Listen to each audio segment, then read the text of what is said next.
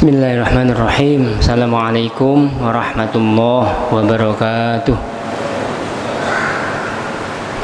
Alhamdulillahilladzi kana bi'ibadihi khabiran basira walladzi ja'ala fis samai burujan wa qamaran munira. Asyhadu an la ilaha illallah wa asyhadu anna Muhammadan abduhu wa rasuluh arsalahu bil haqqi basyiran wa nadhira. Allahumma salli ala nabiyyina Muhammad wa ala alihi wa ashabihi tasliman katsira. Qala Allah ta'ala fi kitabil karim, a'udzu billahi minasy syaithanir rajim. Bismillahirrahmanirrahim. Wa man ahsanu qawlan mimman da'a ila Allahi wa amila saliha wa qala innani minal muslimin. Shadaqallahul azim. Amma ba'd.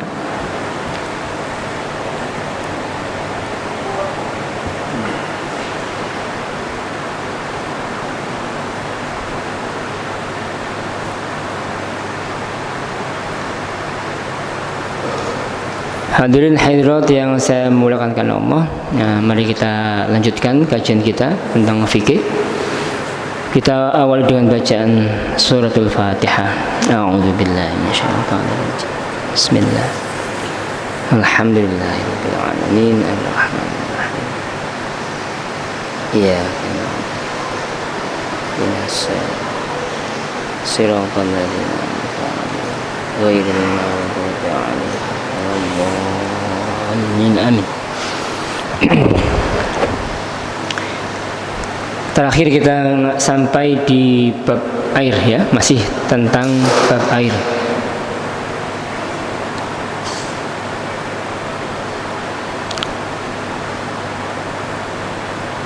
Ya, air musta'mal kemarin, ya, air musta'mal, air bekas pakai, air yang kita pakai untuk membersihkan najis, hadas, bukan najis, hadas. Najis juga termasuk. Nah, itu namanya air musta'mal, air yang bekas pakai. Air bekas pakai itu dalil kesuciannya adalah dari hadas, ya. Jadi kalau kita menghilangkan hadas kecil, itu misalnya habis berwudu, air yang terjatuh dari anggota tubuh yang dibasuh dengan air yang netes, itu namanya air bekas, air musta'mal namanya. Yang masih ada di badan, di wajah, di tangan, selama belum netes itu namanya belum musta'mal. Kalau sudah netes itu namanya musta'mal. Nggih, maturun, jazakumullah. Hukumnya suci, nggih. Air bekas wudu niku hukumnya suci. Nah, jadi jangan sampai salah paham. Misalnya ini air, nggih. Ini air mutlak ini.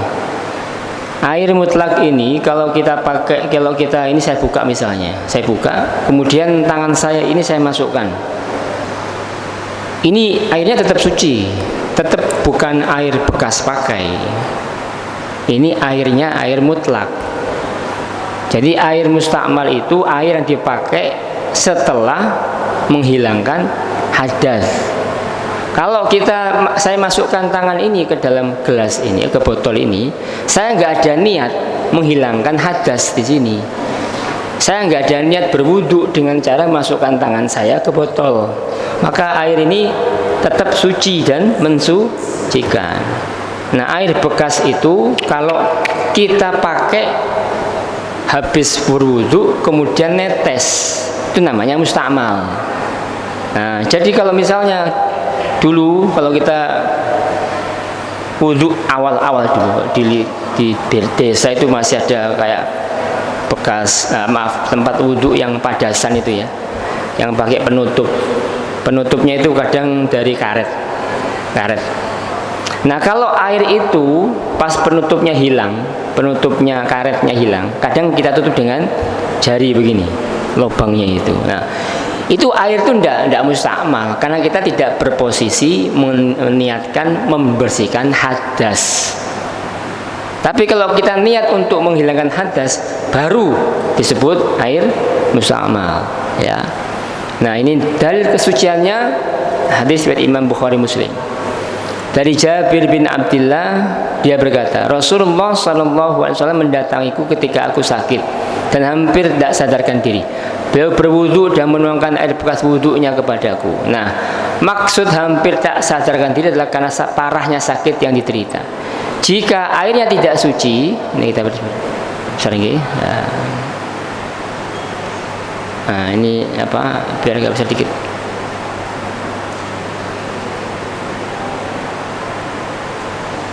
Ya. Jika airnya tidak suci, maka beliau tidak akan menuangkannya kepada Jabir bin Abdullah. Jadi beliau berwudu. Air bekas wudunya Nabi disiramkan Nabi ke Jabir. Maka air bekas wudu siapapun, apalagi Rasulullah SAW, tidak najis. Air bekas pakai tidak najis. Tapi air musta'mal itu tidak mensucikan. Nah, suci dan tidak mensucikan. 4 mazhab itu 4 mazhab sepakat. Hanya satu saja, mazhab Maliki saja mensucikan. Air bekas pakai itu mensucikan menurut mazhab Maliki. Tapi 3 mazhab lainnya tidak bisa dipakai mensucikan. Jadi contohnya begini, Pak. Misalnya kita wudhu, ya, air bekas wudhu di keran sana tertampung.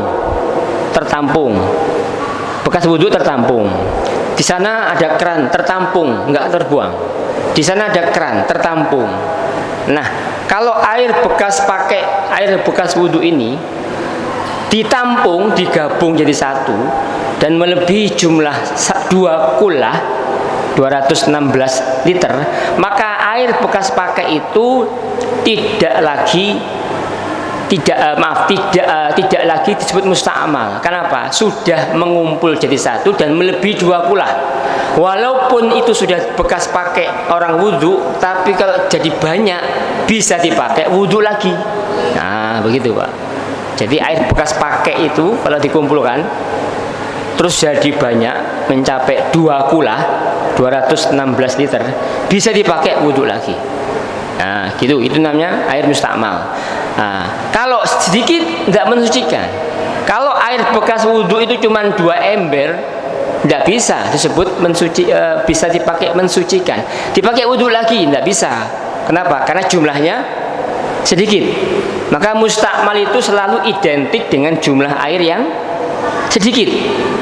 Ya, kalau jumlah airnya itu banyak, tidak bisa disebut musta'mal. Kenapa? Contohnya air di danau, air di sungai, itu nggak bisa disebut musta'mal. Jumlahnya banyak. Begitu, Bapak-bapak. Nah, sekarang bagaimana kalau misalnya kita wudhu dalam posisi timba kecil kan nggak sampai 2 kulah itu, 216 liter. Posisi timbanya sekian, Pak, misalnya. Terus kita berwudu di sini. Bisa nggak berwudu dengan air yang seperti ini? Bisa. Dengan cara bagaimana caranya? Kalau kita memasukkan tangan ini ke dalam bak ini, timba ini, kalau tidak niat memasukkan tangan ke dalam air ini, tidak niat irtirof, kita sudah bahas kemarin, nggak niat nyeduk, nah, maka ketika kita masukkan tangan ke dalam bak ini, kemudian kita wudhu, terus masuk lagi ke sini, maka air ini yang satu bak jadi musta'mal. Kenapa? Karena jumlahnya sedikit. Tapi kalau niat kita, saya niat masukkan tangan yang habis membasuh muka, netes ini, kemudian kita masukkan lagi ke bak, niatnya mengambil air, maka tidak merubah status ini jadi musta'mal. Jadi boleh nggak wudhu dengan bak kecil begini? Boleh. Niatnya mengambil air. Contoh nih, ini bak nih. Saya pakai mau wudhu nih. Ini bak kecil, mungkin bahkan gayung misalnya. Gayung segini kecil gayung. Saya ambil, niat saya mengambil air. Terus saya basuh muka saya. Nah, kan pasti ada air yang netes, Pak, ini, Pak. Betul? Airnya masih netes. Nah, yang netes ini musta'mal namanya.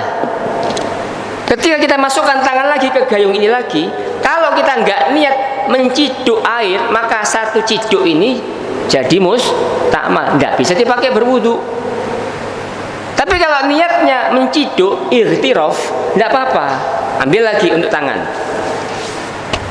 sudah ambil lagi, celup lagi untuk kepala, ambil lagi untuk telinga, kaki dan seterusnya. Maka jadilah ini boleh berwudu di tempat yang sedikit dengan niat tadi itu, irtirof namanya, menciduk air, begitu Pak. Nah, dalil air nggak mensucikan, air mustakmal nggak bisa dipakai untuk mensucikan adalah hadis riwayat Imam Muslim.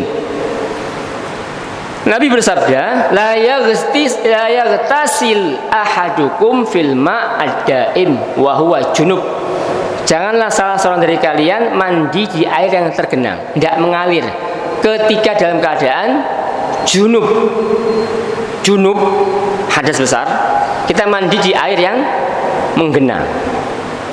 Airnya nggak mengalir, ya.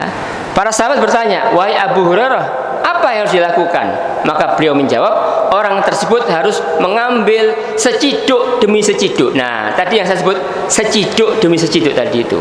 Kalau sekarang ada gayung, dulu kan gayungnya pakai apa? Pakai tangan. Jadi kalau ada orang mandi di tempat yang tergenang itu, harus jangan di situ, jangan menyemplung di situ. Apalagi kalau airnya jumlahnya tidak sampai dua kula dimensi. Sekarang kita konversikan 60 panjang, 60 lebar, 60 dalam. Nah, itu namanya 2 kula. Full. Baknya full, ya. Kalau ada bak mandi 60 tapi setengah, ya bukan 2 kula namanya, Pak. Karena enggak full, ya. Hadis ini menunjukkan bahwa mandi di air tergenang tersebut akan menghilangkan kesuciannya. Jika hukumnya tidak seperti itu, maka ia tidak akan dilarang. Ya, hukum wudu dalam hal ini sama dengan hukum mandi karena hakikatnya sama, menghilangkan hadas. Boleh mandi jinabat di tempat yang tergenang, tapi airnya harus banyak. Airnya banyak. Kalau sedikit tidak bisa. Kenapa? Karena nggak mencapai dua kula. Nah, baik, ini tentang air mustakmal. Okay? Ini harus hati-hati Pak, karena kadang kita ini bapak-bapak, ibu-ibu, termasuk ketika kita mencuci. Nah, ini dia. Ini kan kita sering lakukan, mencuci dengan mesin cuci. Bagaimana caranya mencuci dengan mesin cuci supaya suci? Nah, bagaimana caranya Pak? Ini caranya. Mesin cuci itu kan nampung air nggak banyak Pak, paling banter 20 liter, paling banter. Kalau posisi kita mencuci mencuci baju di mesin cuci dengan posisi baju najis, pertama yang harus kita lakukan, ada nggak baju yang ada ain najasahnya, benda najisnya itu ada nggak? Misalnya anak kita BAB, mohon maaf, di bajunya ada kotoran BAB-nya di bajunya atau celananya, maka kotoran dari anak kita harus dibersihkan dulu. Bersihkan dulu. Jangan dicemplungkan ke mesin cuci. Kalau ada baju 20, 19-nya suci, satunya cuman sapu tangan najis, maka yang 19 katut najis. Ikut najis. Maka caranya bagaimana? Maka yang bersih ini, yang kotor dibersihkan dulu kotorannya, najisnya, hilangkan dulu. Sudah, masukkan semua baju ke dalam mesin cuci dulu. Jadi yang masuk di mesin cuci jangan air dulu, tapi baju dulu. Baju taruh di mesin cuci, baru dimasukkan air. Begitu Pak. Jadi jangan kebalik. Kalau air dulu terus baju, beda hukumnya. Najisnya tidak hilang.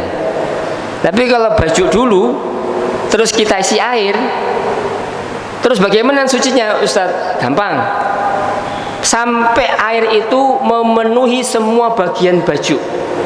Apakah harus amber, meluap? Lebih afdol.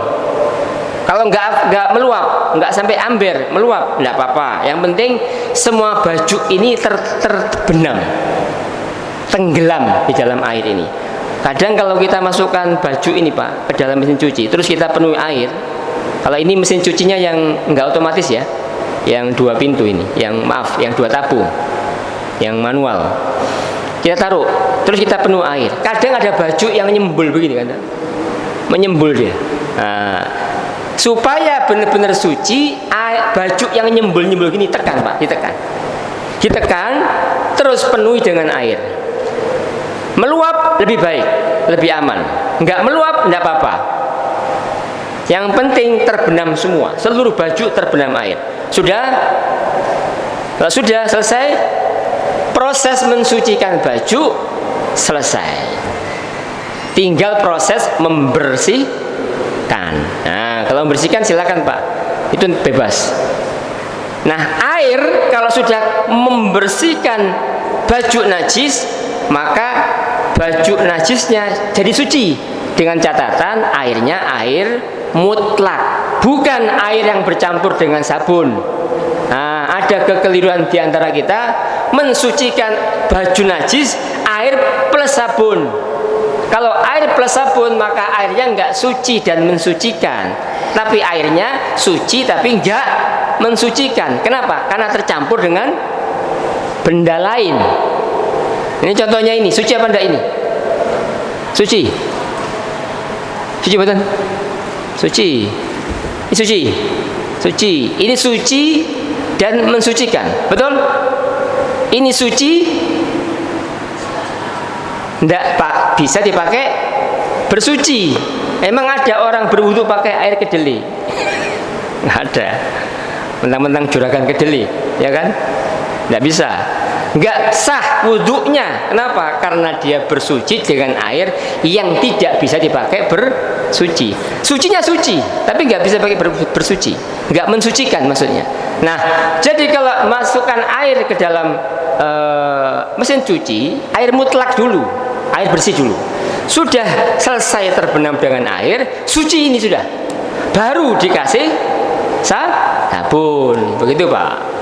Nah, silakan. Selanjutnya mau bilas 2 kali, 3 kali, terserah. Yang penting ini proses bersuci, mencucinya. Ini namanya mencuci yang sesuai syariat, ya. Mencuci yang sesuai syariat. Kalau saya pribadi lebih suka mesin cuci itu yang 2 tabung. 2 tabung kenapa? Karena bisa ngontrol air itu, bisa terkontrol, bisa meluapkan air itu enak. Karena saya memang lebih menyukai, lebih berhati-hati lah begitu. Tapi kalau jenengan pakai mesin cuci yang 1 pintu, itu bisa enggak? Bisa menggenangi air apa enggak? Saya nggak tahu, soalnya nggak pakai mesin cuci itu. Nah, kalau yang 1 pintu, saya sarankan jenengan sucikan dulu di bak.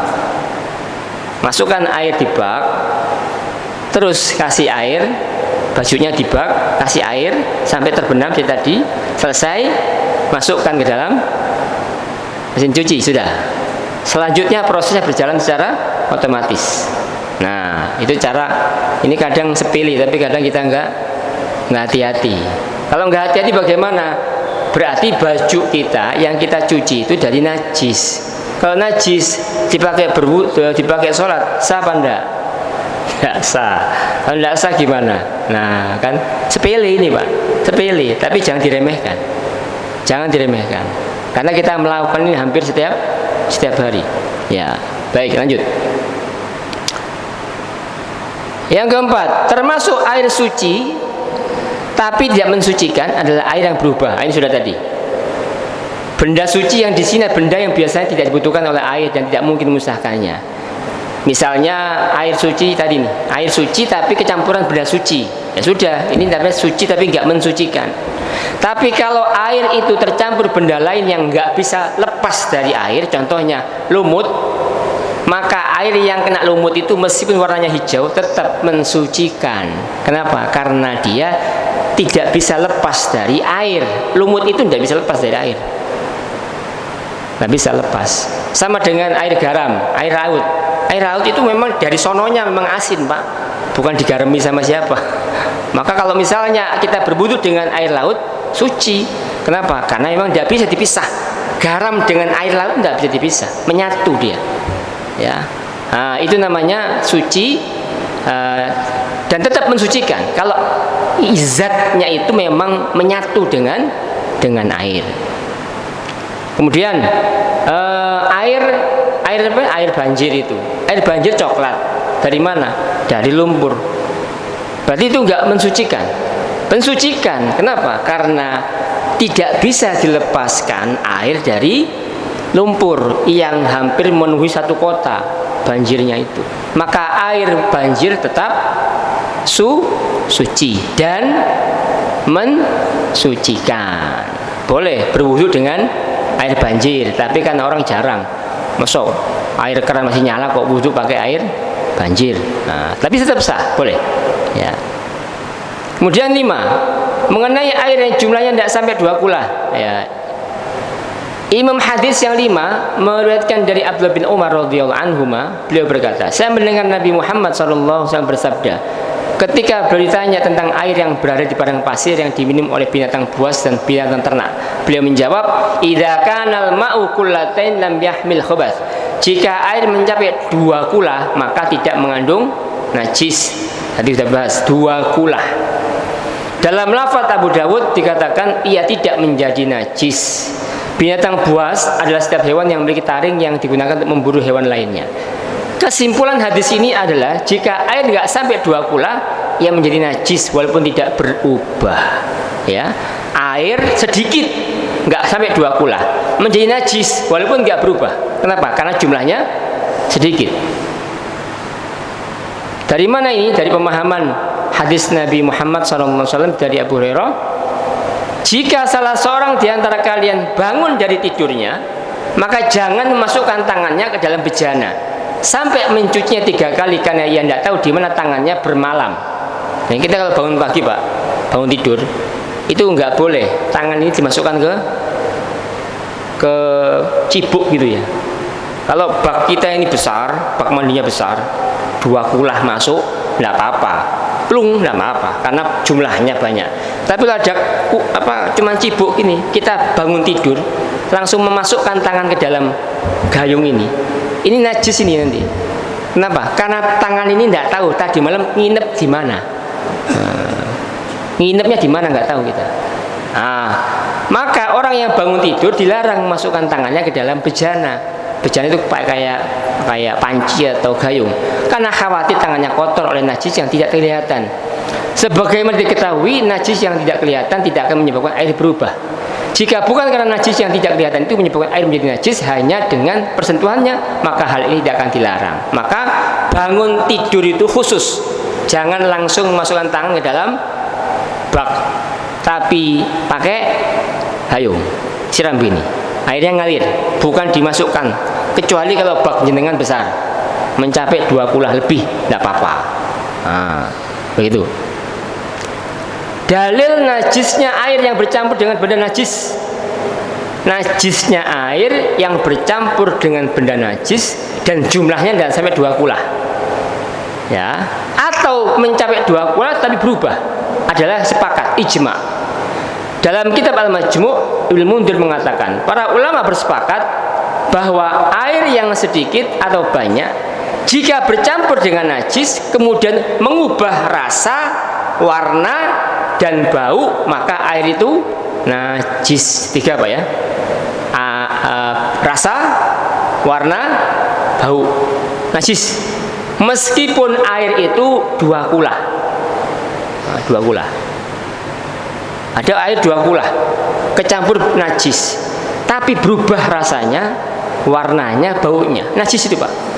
Misalnya ada bak mandi kejatuhan bangkai tikus, mohon maaf. Kemudian air itu kita ambil, bau, udah najis itu Pak. Air itu segitu banyak najis. Ya. Banjir saat Surabaya, mohon maaf. Kemudian ikut banjir juga itu Pak, namanya kotoran manusia itu Pak, kentir juga itu, kentir banyak. Kalau kotoran itu memenuhi air banjir, kemudian air banjir yang tempat yang nggak ada kotoran kita ambil, kita cium gini, nggak bau kotoran, maka air itu tetap suci. Walaupun kotorannya banyak, jauh lebih banyak airnya. Nah, begitu ya. Adapun hadis al-ma'u tahurun la yunajjisu syai'un illa ma ghayyara launuhu aw ta'muhu aw rihuhu. Air suci dan mensucikan itu tidak menjadi najis oleh apapun kecuali benda yang mengubah warna, rasa atau baunya. Hadis ini dhaif jiddan. Nah, hadis ini dhaif jiddan. Imam Nawawi mengomentarinya, tidak sah berhujjah dengan hadis ini. Dia melanjutkan, Imam Syafi'i menukil kedhaifannya dari ulama yang ahli dalam bidang hadis. Ya. Kemudian dua kulah sudah ini kita bahas ini. Dua kulah sudah 190 liter atau 216 liter. Luasnya sisinya 60, 50. Ya. Baik, sampai sini ada pertanyaan, saya persilakan tentang air. Sebelum kita lanjutkan. Ada pertanyaan tentang air? Ya, silakan, Pak Haji.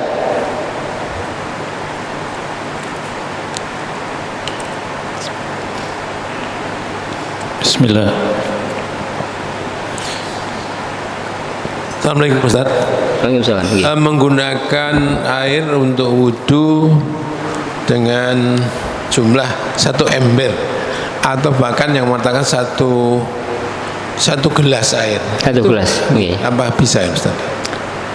Satu gelas berwudu. Ya. Satu gelas bisa. Tapi wudunya wudu minimalis. Wudu minimalis itu berarti posisi air itu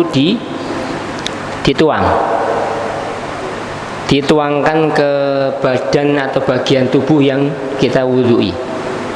Kalau pakai satu gelas kita pakai nyibuk gini kan sulit, Pak. Tapi kalau pakai wudu minimalis bisa. Belum pernah kita praktekkan ya wudu minimalis ini? Belum pernah? Belum. Wudu minimalis itu wudu yang cukup untuk membasuh bagian-bagian yang wajib saja.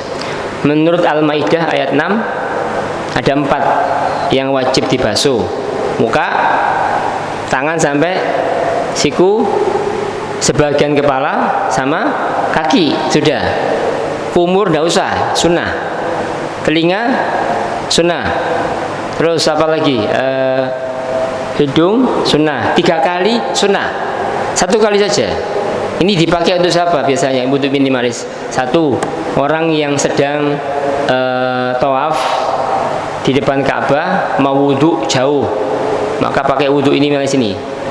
Mojok ke tempat tawaf, agak mendekat ke tempat selokan kecil di matof itu tempat tawaf, wudu di situ minimalis 1 gelas cukup. Atau orang yang posisinya sakit harus bed rest di atas kasur, tidak boleh turun menurut dokter, maka dia tetap tapi boleh kena air, maka tidak boleh tayamum. Tidak boleh tayamum. Orang yang sakit di atas pembaringan tidak boleh wudhu, tidak boleh turun, tidak boleh tayamum karena dia masih bisa kena air. Maka solusinya wudhu minimalis. Nah, wudhu minimalis itu pakai gelas cukup. Bahkan 1 gelas 250 mili itu cuma kepake separuh. Boleh pakai gelas langsung, boleh pakai spray. Apa yang pakai apa ini? Semprotan. Nih, semprotan. Nah, ada sebuah video kemarin viral. Ada seorang ustadz, semoga Allah memperbaiki beliau. Beliau mengajari jamaah atau umroh untuk wudhu minimalis tapi pakai sprayer, tapi airnya nggak mengalir. Ini masalah ini.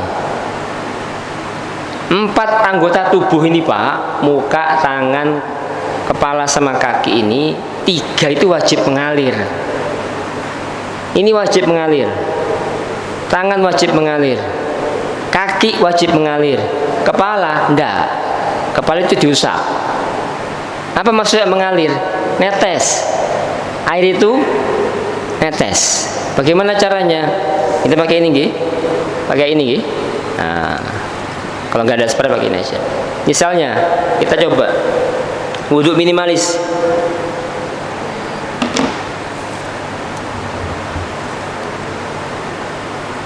Ini saya taruh sini. Nah, kalau sudah di sini, sudah kita niat wudhu ya, langsung ke muka sini Pak. Nah, ini jangan lepas ini, tangan ini jangan lepas, jangan dilepas tangan ini, ratakan semua, ratakan semua. Ini sampai semua kena, semua kena. Jangan dilepas, sampai rata semua. Ada yang netes gak ini Pak? Ada yang netes gak? Ada ini, ada. Kalau netes ini namanya al-ghuslu. Maka Al-Quran ayat 5 Al-Maidah ayat 6 itu faghsilu. Faghsilu itu namanya air harus mengalir. Nah Ustadz itu kelirunya begini ngajari jamaah umrohnya, semprot, ratakan. Loh, tidak sah itu. Pakai dalilnya mana itu? Keliru beliau. Mestinya beliau harus mengajarkan jamaah umrohnya wudhu. Ini pembimbing loh ya, Ustadz loh ini, bimbing umroh. Keliru. Apalagi jamaahnya, aduh kasihan jamaahnya. Jadi wudhu ini nggak boleh gini-gini, nggak boleh Pak ini. Ini harus netes, netes. Kalau pakai sprayer, spray, diratakan, dikena semua muka, diratakan semua. Kenapa kalau diangkat? Kalau kita angkat, misalnya begini, kita angkat gini, kita angkat gini. Ini airnya jadi mustakmal nanti, airnya mustakmal. Nah, air bekas pakai, makanya jangan dilepas ini, jangan dilepas, jangan dilepas sampai rata. Nah, kemudian airnya mengalir, netes.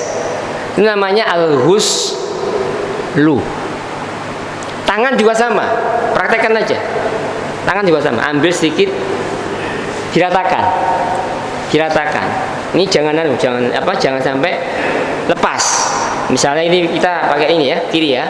Nah ini lepas ini malas saya. Misalnya begini. Nah ini ya, kita ratakan nih. Diratakan ini. Ini jangan dilepas, jangan diangkat tangan ini. Kok belum ada yang netes? Ambil lagi, sedikit lagi. Ratakan. Nah, ini sudah kena sini. Bisa di atas sini. Nah, ini atas sini. Nah, ini atas sini namanya. Sudah. Lakukan juga. Nah, kepala enggak. Kepala cukup basah saja. Nah.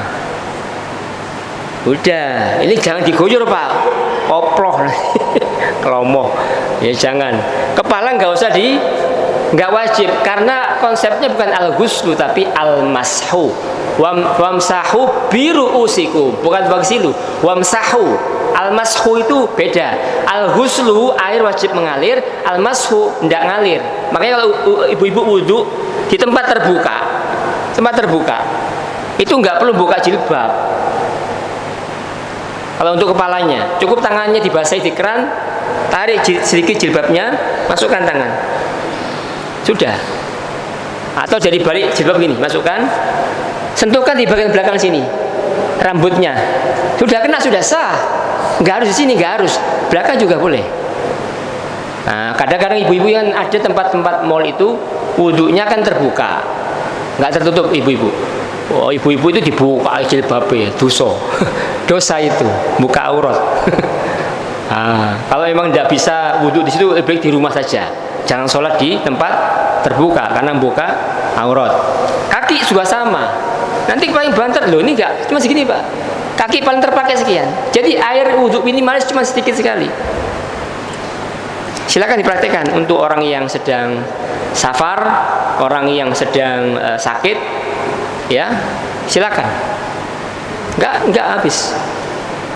Begitu Pak. Ini namanya wudhu minimalis. Pokoknya harus tahu.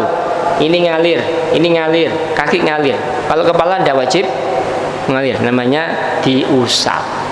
Begitu Pak Haji. Nih. Sampun jelas? Ada lagi?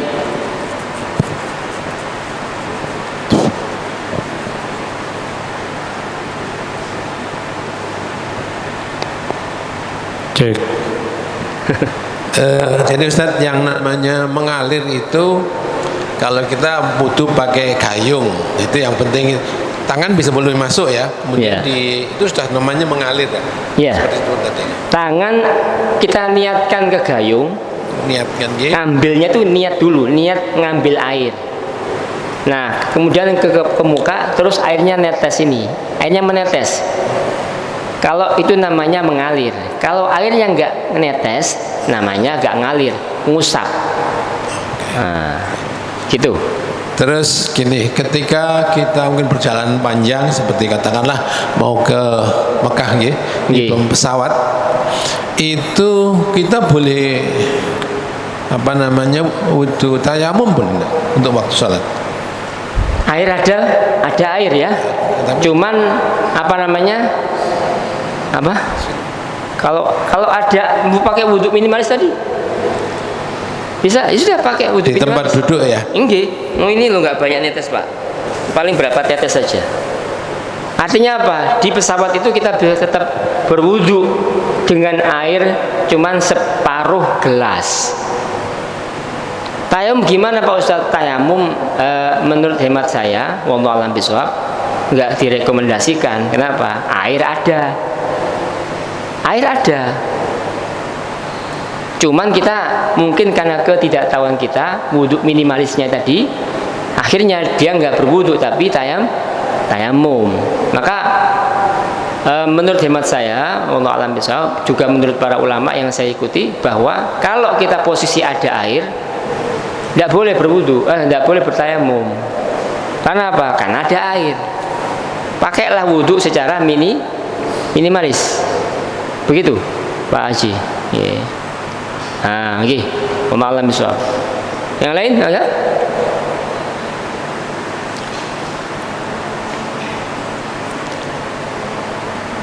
Tidak ada. Cukup. Baik. Alhamdulillah. Ini memang pelajaran dasar Bapak, Ibu-ibu, pelajaran dasar di pesantren itu menjadi bab pertama. Kalau misalnya orang-orang awam atau seperti orang kebanyakan tidak paham ilmu ini, terkadang keliru dia. Tadi saya sampaikan yang viral itu ada ustadz saja, pembimbing umroh saja keliru menyampaikan cara wudhu minimalis.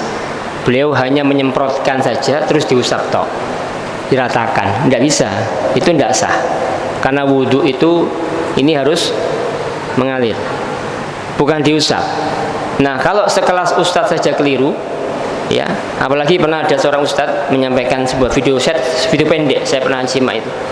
Beliau pernah diminta untuk membimbing guru-guru agama. Temanya wudhu. Dari berapa itu? Dari 30 orang yang wudhunya sempurna cuman 2. Ini guru agama loh ini. Ini guru agama. Guru agama. Ya Allah ya Roh. Guru agama dibimbing oleh seorang ustadz, kemudian disuruh wudhu, yang benar-benar sempurna wudhunya 2, yang lainnya belum. Nah, kalau guru agama ini, kalau guru agama sudah keliru, nanti ngajari muridnya bagaimana? Lebih keliru lagi. Nah, makanya harus berhati-hati. Wudhu ini jangan diremehkan. Kalau kita sudah benar bisa wudhu dengan baik dan benar sesuai dengan arahan para ulama yang lebih paham tentang dalil-dalil, maka insya Allah ibadah wudhu kita aman, ya, aman. Makanya ikut madzhab saja, ikut ulama, selesai. Insya Allah aman. Demikian, wallahu a'lam bishawab. Kita tutup dengan doa kafir majelis. Subhanakallahumma wa bihamdika asyhadu an la ilaha illa anta astaghfiruka wa atubu ilaik. Wassalamualaikum warahmatullahi wabarakatuh.